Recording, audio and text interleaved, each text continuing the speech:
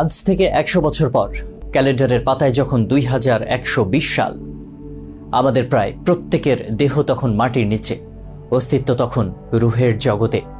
ইতিমধ্যে ফিরে যাওয়া আমাদের সুন্দর বাড়িটা হয়তো নেক্সট প্রজন্ম ভোগ করছে।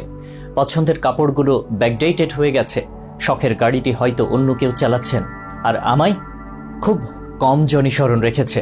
কেউ বা ভাবেও না, হাতে সময় নেই যাদের জন্য সব করতে নিজের জীবন শেষ করে দিয়েছিলাম। আচ্ছা, বাস্তবতার এই জীবনে আপনি আপনার দাদার দাদাকে কতবার স্মরণ করেন? আপনার দাদির কথা কখনো কি আপনার মনে পড়ে? পৃথিবীর বুকে আজকের এই বেঁচে থাকা, এত হইচই, এত মায়া কান্না এভাবেই চলছে।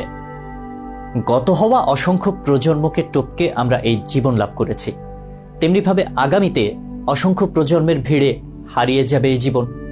যত প্রজন্ম আসছে আর যাচ্ছে, দুনিয়াকে বিদায় জানাবার দায়িত্ব ক্ষমতা অন্যের হাতে অর্পণ করবার কিংবা কারো ইচ্ছা অপূর্ণ রেখে যাবার পূর্বে খুব কম জনই সময় পায় ফেলে যাওয়া জীবনটা একটু ফিরে দেখবার। বাস্তবতা হচ্ছে এই জীবনটা আমাদের কল্পনার চেয়েও ছোট। 2120 সালে কবরে শুয়ে আমরা প্রায় সবাই এই বাস্তবতা উপলব্ধি করতে পারব। সত্যি দুনিয়াটা কতই না তুচ্ছ ছিল, একে ঘিরে দেখা স্বপ্নগুলো কতই না নগণ্য ছিল। 2120 সালে আমরা অনেকেই চাইব, ইস, যদি জীবনটা মহৎ কিছুতে উৎসর্গ করতে পারতাম, ইসলামের জন্য, নেক আমল সংগ্রহের জন্য আরো কিছু করতে পারতাম। মৃত্যুর পরেও যে কাজগুলো আমাদের উপকার করে যেত, সেগুলোর পেছনে যদি আরো সময় উৎসর্গ করতে পারতাম। ইস, শুধু আফসোস আর আফসোস। যারা চলে গেছে তাদের জীবনের অনেক ইচ্ছে আজ স্বপ্নই রয়ে গেছে, আর সেই স্বপ্নগুলো অধুরাই থাকবে।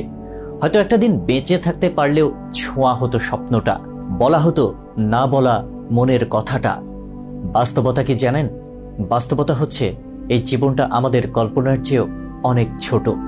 রাতে ঘুমানোর সাথে সাথে যেমন মনে হয় সকাল চলে এসেছে, ঠিক তেমনি মৃত্যু একদিন হঠাৎ করেই আমাদের সামনে হাজির হবে।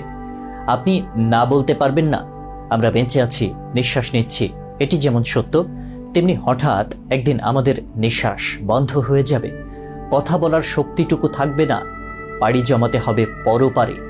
কিন্তু ভেবে দেখেছেন কি, আমরা একটুতেই একে অন্যের সাথে ঝগড়া বিবাদে লেগে যাই, কারো স্বার্থে আঘাত করলে কটু কথা বলতে দ্বিধাবোধ করি না।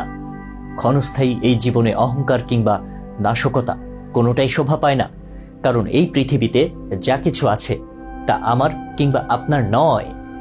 কোনো কিছু কি আপনি সাথে নিয়ে যেতে পারবেন?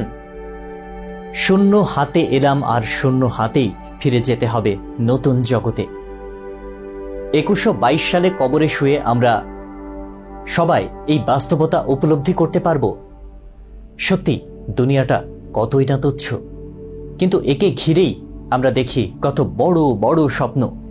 এই গল্পের শিক্ষা হচ্ছে, জীবনে ভালো থাকার জন্য কাউকে জুলুম করে, কারো হক নষ্ট করে, পয়সার মালিক হওয়ার চাইতে সবার ভালোবাসা নিয়ে অল্প খেয়ে জীবনটা কাটিয়ে দেয়া অনেক অনেক উত্তম।